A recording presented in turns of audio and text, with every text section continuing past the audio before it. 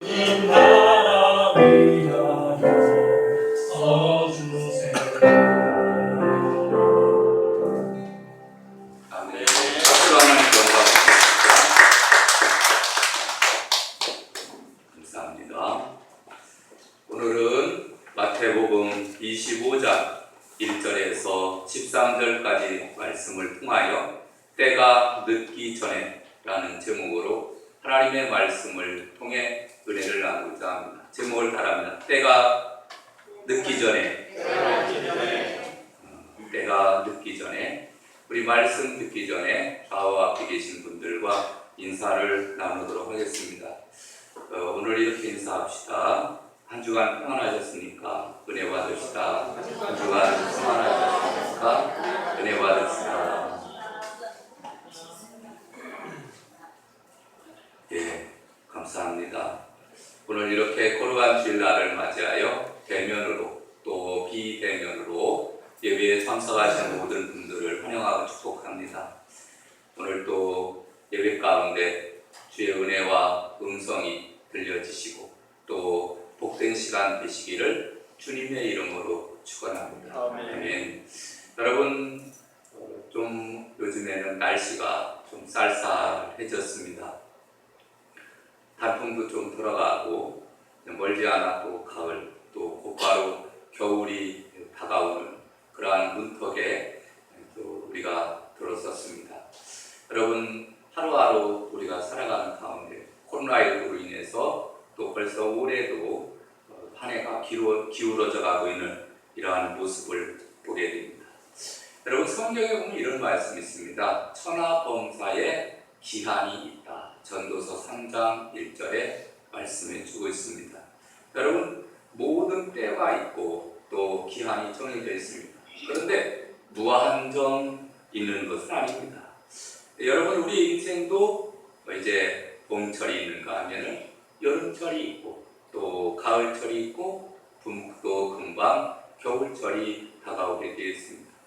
여러분, 봄, 여름, 가을, 겨울 우리가 계절이 다가오듯이 우리 인생에도 마찬가지로 어린 유아기가 있고 또 성장하는 기가 있고 그리고 또 장년, 노년으로 이렇게 나아가는 것을 보게 됩니다. 여러분, 짧은 인생 살아가는 가운데 또 빨리 돌아가고 있는 가운데 여러분, 하루하루 정말 하나님 은혜에 감사하며 하나님께서 주시는 시간들을 잘 선용하며 살아가야 될 줄로 믿습니다. 그럼 오늘 이 때가 늦기 전에 이 본문 말씀 통해서 여러분 성경 몇 군데를 통해서 함께 생각해 보려고 합니다. 첫 번째로는 인생의 밤이 오기 전에 열심히 일해야 됩니다. 다 같이 따라합시다. 인생의 밤이 오기 전에 열심히 일하자. 아멘. 요한복음 9장 4절에 보면 성경이 이렇게 말합니다. 때가 아직 낮음에 나를 보내신 이의 일을 우리가 해야 하리라. 밤이 오리니 그때는 아무도 일할 수 없느니라. 예수님께서는 때가 낮으니까 우리가 열심히 일하자. 밤이 되면 일할 수 없지 않느냐. 이런 말씀입니다.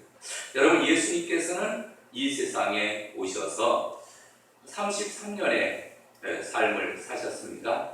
30년 동안에는 가정의 일을 하시고 또 개인적으로 그러한 삶을 사시고 3년 동안 공적인 생애, 하나님의 나라와 영광을 위해서 사시고 그리고 십자가의 피 흘려 부활하시고 승천하심으로 생을 마감하셨습니다.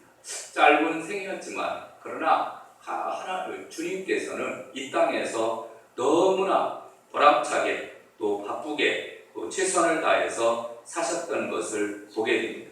여러분, 낮에도 시간을 쪼개서 일하시고 밤에도 또 몰려드는 환자를 위해서 피곤한 몸을 무릅쓰고 일하셨습니다. 예수님께서 일하시고 피곤하신 것이 어떻게 알 수 있느냐면은 하루는 바닷가에서 이제 배를 타고 건너편으로 가시게 되었습니다. 예수님은 배 뒤에 고물에서 누워서 잠을 청합니다. 근데 큰 풍랑을 만나게 되었습니다. 그럼에도 불구하고 예수님께서는 깨시지 않고 아주 고운하게 주무셨습니다. 나중에 배가 70일 정도 되니까 제자들이 예수님을 깨웁니다. 예수님, 우리가 죽게 되었습니다. 예수님이 깨우잖아. 너무 고나게 자니까. 그 정도로 또 주어진 일에 최선을 다하였어요. 예수님은 아침에 일찍이 일어나셔서 산으로 올라가셔서 기도했습니다. 저녁이 되면 또 밤이 늦도록 예수님은 기도하였습니다.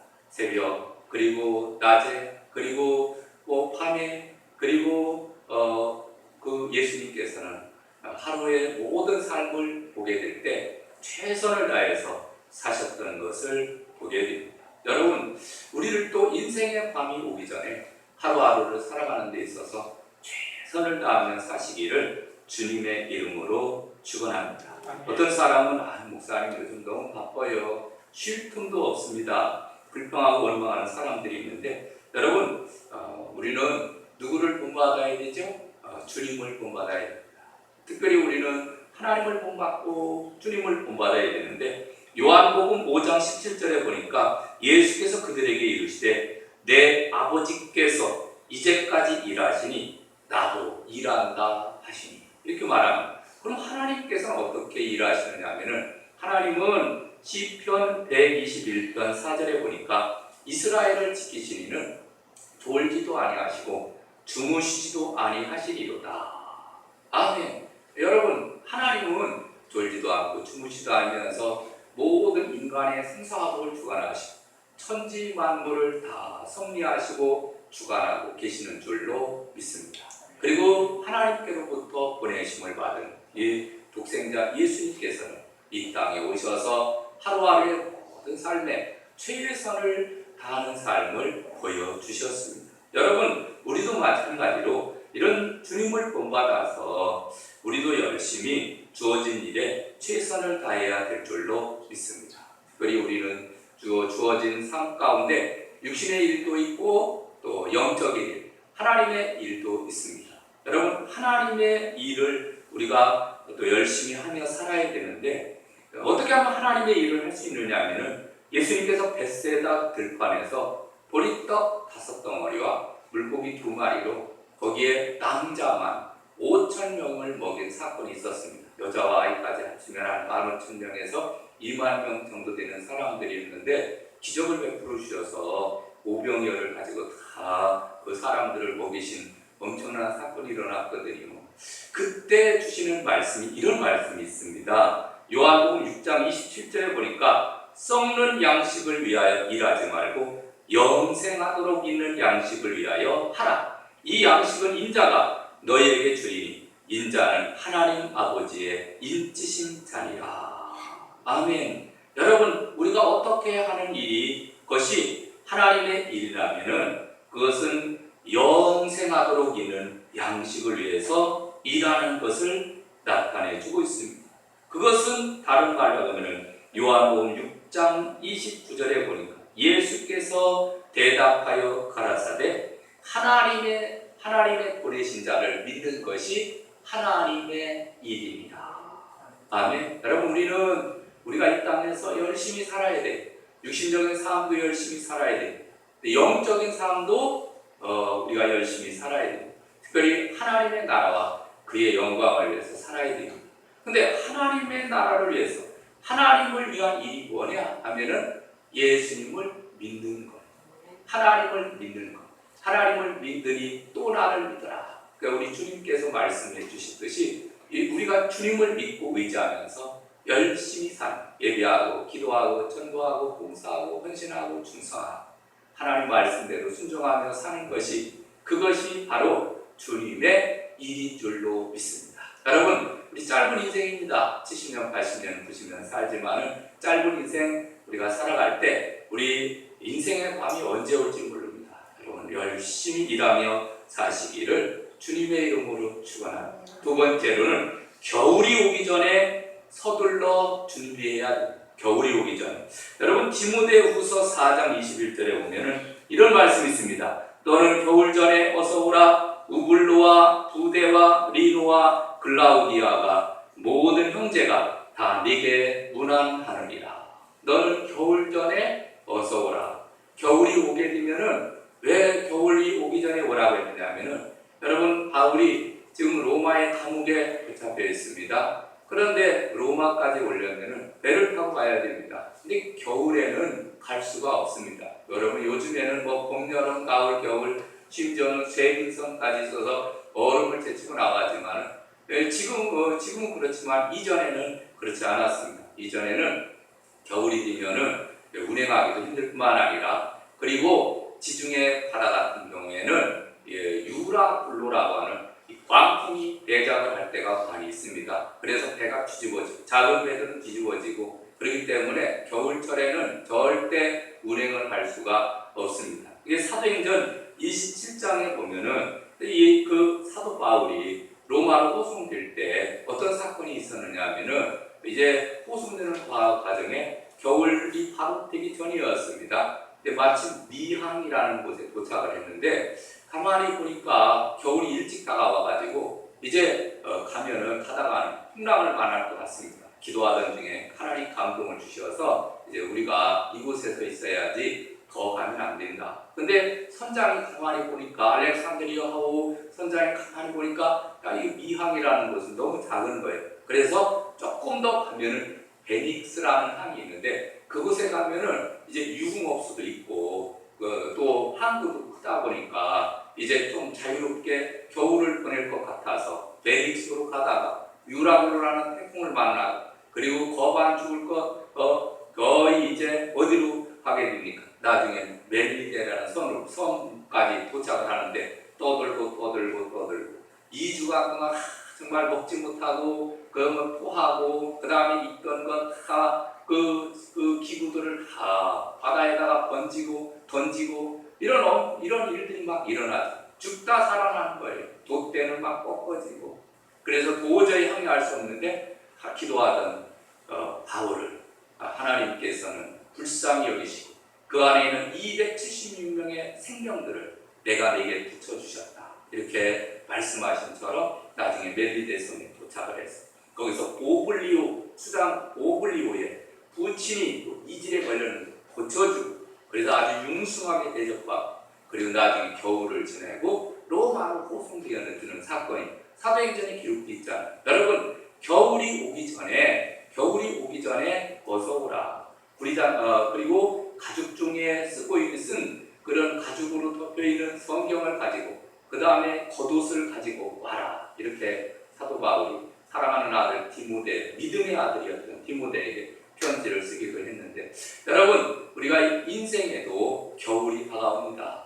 환경적인 봄, 여름, 가을, 겨울뿐만 아니라 인생의 겨울. 그래서 봄의 때가 있고 여름 때가 있고 가을 때가 있고 겨울 때가 있듯이 인생의 겨울이 다가옵니다. 근데 이 인생의 겨울은 늙었을 때만 다가오는 것은 아닙니다. 젊었을 때도 다가옵니다. 그게 무슨 얘기냐면은, 여러분, 인생의 겨울이라는 것은 사도 바울처럼 감옥에 갇힐 수도 있지만, 때로는 우리 몸이 아프는, 질병으로 인해서 고통당하는 그러한 아픈 때가 다가올 때가 있다, 그런 얘기입니다.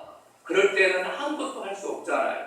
그럴 때를 대비해서 우리는 믿음의 전진을 하면서 살아가야 될 것을 우리에게 말씀해 주고 있어요. 할렐루야. 여러분, 이솝의 우화 가운데 개미와 배짱이에 대한 이야기가 있습니다. 개미는 햇빛이 쨍쨍 내린 주에는 한여름에 땀을 뻘뻘 흘리며 열심히 일합니다. 눈 오는 겨울에 겨울을 준비하기 위해서입니다. 그러나 배짱이는 시원한 나무 그늘 아래에서 자기가 좋아하는 노래만 부르고 있었습니다. 겨울이 다가왔습니다. 먹을 것이 떨어진 배짱이가 이제 개미를 찾아갑니다. 한 푼 줍시오. 그런데 먹을 것 없다. 나 먹기도 바쁘다. 그리고서 돌려보내죠. 결국은 배짱이는 얼어 죽었다는 거예요. 근데 요즘에는 그렇게 또 얘기하지 않습니다. 여러분은 또 요즘에는 2부가 나와서 이 배짱이는 음악하는 소질을 가지고 있었다. 그래서 전국을 돌아다니며 또 이 노래로 아주 돈을 많이 벌어서 먹고 살았다, 이런 이야기가 나오는데, 어쨌든 간 여기서 이야기하고자 하는 것은 준비하는 자, 겨울을 준비해야 되지 않겠느냐라는 것을 이야기합니다. 여러분, 겨울을 준비했던 사람 중에 대표적인 사람이 히스기야 왕을 들 수 있습니다. 유다의 왕의 중에서 히스기야라는 사람이 있었는데, 그 사람이 중병에 걸리게 됩니다.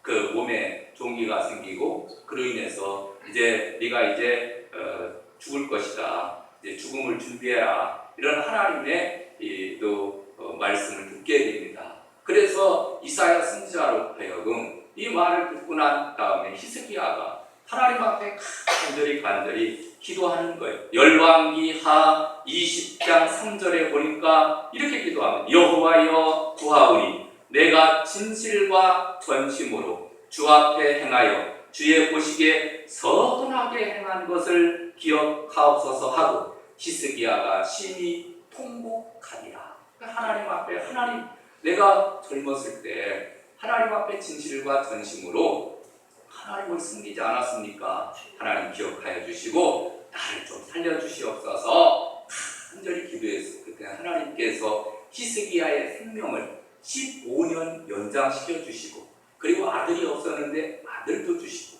축복해 주셨어요.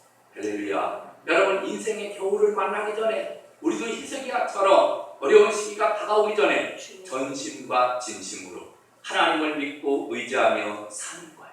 아멘. 그게 우리가 할 일이에요.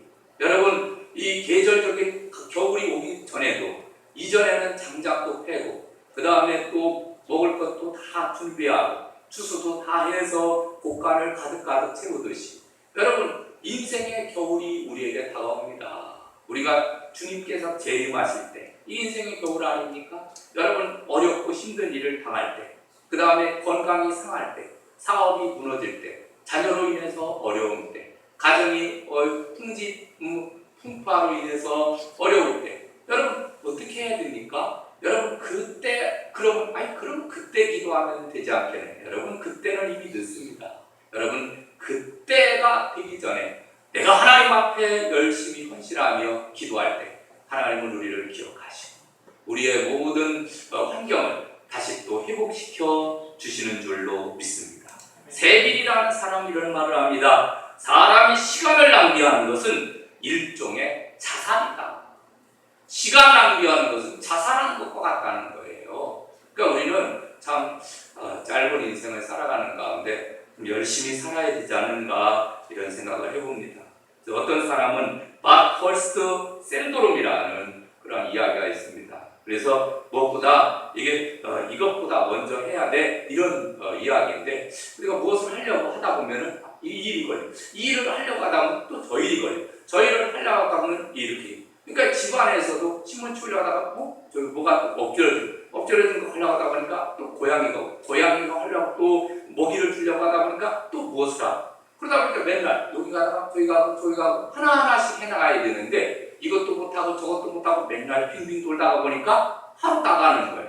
여러분 하루의 삶을 가만히 보면은요 별로 한 것도 없고 바쁘게 그냥 쫓아만 다니다가 하루 지나가는 때가 우리가 한두 번이 아니지 않습니까? 여러분 우리는 정말 우리가 시간을 잘 조절을 해서 우선순위를 분명히 해서 왔다 갔다 바쁘게만 돌아다니지 말고 정말 우리는 저 영원한 하나님의 나라 늘 소망을 하면서 정말 우리 최선을 다해서 인생의 겨울이 오기 전에 잘 준비하며 사시기를 바랍니다. 특별히 주님 꼭 만나시고 아멘. 주님께서 기뻐하는 일을 하시고 주님께로 돌아가야 돼요.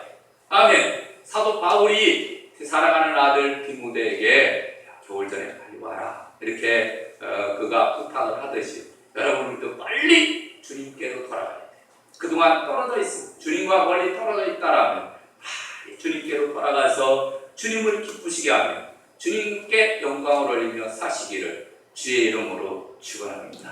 마지막 세 번째로는 천국문이 닫히기 전에 깨어서 준비해야 됩니다. 깨어서 준비하자. 여러분 오늘 본문에 보면은 열천에 대한 이유입니다. 혼인잔치에 대한 이야기인데 이제 혼인잔치가 열리게 되었습니다. 근데 이제 신랑이 오게 되면은 이제 신부의 들러리들이 등을 준비하고 있다가 맞으러 나갑니다. 그리고 그 맞으러 나가서 함께 이제 혼인잔치에 들어가서 먹고 마시며 즐기는 그러한 혼인잔치가 벌어지게 됩니다. 그런데 이제 신랑이 오기를 기다렸는데 원래는 신랑이 정확한 시간에 와야 됩니다. 왜? 기다리는 사람들이 많으니까. 근데 어찌된 일인지 신랑이 조금 늦어지게 됐어요. 그래서 기다리다가 지쳐서 다 졸며 자게 되었다. 그런데 문제는 이 들러리들이 지금 기름을 준비하고 등을 준비하고, 여러분 요즘에는 플래시 또는 랜턴 하여튼 뭐 LED 등 다 준비할 수 있지만, 이전에는 그 기름을 등이 있어요. 등에다가 기름을 피우는데 여기 등 기름을 잘 채워 넣어야 되는데, 그것도 작으면은 조금 더 여분을 가지고 또 준비를 해야 되는데, 이 정도면은 신랑이 대충 몇 시쯤 오니까 충분히 맞이할 수 있지 않겠는가, 이렇게 생각을 했다가 늦어지니까 이제 기름이 점점점 이제 신랑이 올 시간이 됐는데 꺼져가는 거예요. 신랑이도 다 그러는데 이제 신랑이 어디서 온다는 소식을 듣고 보니까 꺼져가는 거예요. 그래서 야, 우리 기름을 나눠줘라. 그랬더니 너한테 나눌 거 없다. 야, 우리 둘 다 쓰기에 부족하니까 빨리 가서 그러면 기름 좀 사라. 그래서 기름을 사러 5처녀는 미련한 처녀라고 합니다. 미련한 처녀, 기름을 준비하지 않은 미련한 처녀는 살아갔다 온 사이에 이미 잔치 자리에 문이 닫혔다는 거예요. 여러분, 우리 같으면은 열어주세요. 알았어, 빨리 돌아와, 이렇게 얘기를 할 텐데, 여러분 유대인들의 풍습은 그렇지 않습니다. 신랑이 딱 들어오는 순간 잔치 자리의 문은 딱 닫힌다는 거예요. 그리고 혹시 또 다른 외부의 사람들이 또 잔치 자리를 방해할까봐 무조건 아는 사람이지 모르는 사람이든지 더 이상 잔치 자리에 들어오지 못하도록 문을 걸어 잠근다는 거예요. 그러니까 이 신부의 친구들은, 미련한 처녀들은 기름을 준비하러 갔다가 온 사이에 잔치 자리에 문이 닫혀서 들어가지 못했다. 그러나 5명의 기름을 준비한 사람들은 잔치 자리에 들어가서 먹고 마시며 즐기게 되었다. 이렇게 말씀을 하면서 오늘 주시는 말씀이 바로 뭡니까? 오늘 본문에 보니까 13절, 그런즉 깨어있으라. 너희는 그날과 그때를 알지 못하느니라. 아멘. 여러분, 우리는 이 말씀을 보면서, 여러분 여기서 잔치 자리가 벌어졌죠? 신랑이 누굴까요? 신랑. 여러분, 영적인 신랑은 예수님이 예수님. 그 다음에 신부의 들러리들은 누굴까요? 신부의 들러리들 전부 어떻게 보면은 우리들입니다. 우리 성대교회 성도들입니다. 여러분, 우리 성대교회 성도들, 이제 어떤 성도들은 미련한 5처녀와 같은 사람이 있는가? 어떤 사람은 지혜로운 처녀와 같은 사람이 있다, 이런 얘기예요. 이게 무슨 얘기냐면, 깨어있는 사람, 기름을 준비했다는 것은, 기름은 성령을 나타내주고 있거든요. 성령 충만해서 깨어있는 성도들은 다 신랑 되시는 예수님 맞으러 갈 수 있지만, 그러나 깨어있지 않으면은 잔치 자리에 참여할 수 없다라는 것을 말씀해 주고 있습니다. 여러분, 이 10명의 처녀들은 다 어떤 사람입니까? 신랑을 맞이하려고 간절히 갈망하고 준비하던 사람들입니다. 오늘날로 얘기를 하면은 우리 모든 성도들은 다 하나님 믿잖아요. 그리고 예수님의 재림을 고대하자. 누구나 다 할 것, 다 예수님 오실 것을 기다리고 있습니다. 그런데 그 가운데 5명은 미련하고 5명은 지혜롭다. 왜 그러냐면은 깨어있느냐, 깨어있지 않느냐에 따라서 주님이 분별하는 것은, 지혜로운 사람은 깨어있는 것이고 지혜 없는 사람은 깨어있지 않는 것. 게으르고 나태한 방심의 마음 때문에 결국은 혼인잔치에 들어가지 못했다라는 것을 성경은 우리에게 말씀합니다. 여러분, 주님의 재림이 가깝습니다. 목사님 그럴 리가 있나? 아직까지 지금까지 2021년 동안 안 오셨는데 갑자기 예수님이 어떻게 뿅 하고 오실 수 있나요? 그럴 일은 없을 거예요. 내 인생에 절대 예수님 오실 일이 없을 겁니다. 이렇게 안일하게 방심하고 있으면 주님이 우리가 알지 못하는 시간에 곧 도적과 같이 우리에게 오실 수 있어요. 아멘. 그러면 우리는 항상 깨어 있어야 됩니다. 다 같이 따라합시다. 깨어 있어야 합니다. 할렐루야. 네. 여러분 다 깨어 있으시기를 바랍니다. 그럼 주님이 언제 오시든지 아멘 할렐루야, 우리는 주님을 맞이할 수 있는 줄로 믿습니다. 여러분, 예수님의 재림을 믿으십니까? 그렇다면 우리는 주님을 맞이할 수 있도록 우리 잘 준비하며 살아가야 될 줄로 믿습니다. 주님이 보실 때 세상 마지막 때는 2 종류의 사람만 있습니다. 주님을 맞이할 준비가 된 사람과 준비가 되어 있지 않은 사람, 두 종류로 나누어지는 거예요. 아무리 재물을 많이 가지고 있느냐, 성공을 했느냐, 아니면 얼마나 많은 업적을 가지고 있느냐, 여러분 하나 중요하지 않습니다. 그 사람이 어떤 직분을 가지고 있느냐, 무슨 차를 가지고 있느냐, 집을 가지고 있느냐, 아무런 상관이 없습니다. 여러분 예수님이 이 땅에 오셔서 딱 두 종류의 사람이 준비하고 있느냐, 준비하지 않고 있느냐, 요것만 보는 거예요. 여러분 우리는 정말 주님의 재림을 늘 준비하면서 늘 깨어서 우리가 열심히 믿음 생활, 신앙 생활하며 살아가야 될 줄로 믿습니다. 이제 말씀을 맺으려고 합니다. 사랑하는 성도 여러분, 모든 일에는 시기가 있습니다. 특히 우리 인생사에는 중요한 시기들이 있는데 이 시기를 놓치면 할 수 없는 일들이 많이 있습니다. 가장 중요한 것은 일하는 시기에 정말 우리가 낮에 우리가 열심히 우리가 주어진 일들을 잘 감당하며 살아가야 될 줄로 믿습니다. 여러분 이 시기를 놓치면 안 됩니다. 열심히 우리가 주신 사명 잘 감당해야 되는데 한 가지 예를 들고 말씀을 맺으려고 합니다. 여러분 초대교회 때 성도들은 어떤 것을 했느냐 하면은 믿는 사람들끼리는 서로 암호를 주고받았습니다. 그런데 그 암호가 뭐냐면은 물고기 그림을 그렸다고 합니다. 물고기라는 뜻이 익스투스라는 단어라는 거예요. 그런데 이 익스투스의 앞글자만 따서 예수 그리스도 하나님의 아들 구원자 이런 의미를 내포하고 있습니다. 그래서 그 이에수스, 크리스토스, 휘오, 데오, 히오스, 소테르 이렇게 앞글자만 따서 그렇게 하다 보니까 물고기 딱 예수 그리스도를 구주로 믿고 섬기는 사람이구나 이렇게 알게 되었다고 합니다. 그래서 여러분 초대교회 때 보면은 그 로마의 10대 박해가 있지 않았습니까? 한 300년 동안 로마 사람들에게 엄청난 박해를 받았어요. 그래서 그 이스라엘 사람들이 그 예수 믿는 사람들이 그때 수많은 사람들이 죽었어요. 화형당하고 그 십자가에 달려서 죽기도 하고 아니면은 또 돌에 맞아서 죽고 아니면은 사자의 밥이 지기도 하고 아니면은 기둥에 묶여가지고서 갖다가 기름을 부어놓고 불을 막 떼는 거예요. 그러면은 기름과 사람이 함께 지글지글 타가지고 밤을 밝히기도 했다고 합니다. 그러니까 예수 믿음으로 인해서 정말 많은 고생을 했습니다. 여러분 요즘에는 코로나로 인해서 우리가 신앙생활하기 어렵잖아요. 그런데 여러분 그거하고는 이거하고는 될 것도 아닙니다. 어려운 삶을 살았습니다. 그런데 그들은 항상 믿는 사람들끼리 물고기 그림을 그렸다는 거예요. 그래서 물고기 그림을 보면서 저 사람 예수 믿는 사람이구나. 근데 여러분 물고기 특징이 뭔지 아십니까? 한 가지 특징이 바로 뭐냐면 물고기는 밤에 잠을 잘 때도 눈을 뜨고 자요. 그러니까 밤에 물고기는 잠을 안 자. 그런데 여러분 눈을 뜨고 잡니다. 이게 무슨 얘기냐면 여기서 우리가 힌트. 우리도 믿음생활, 신앙생활 할 때 늘 깨어있으라는 거예요.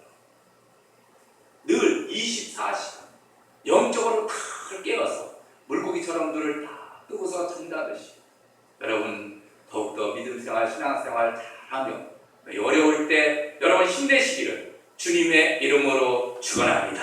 우리 찬송 드리겠습니다.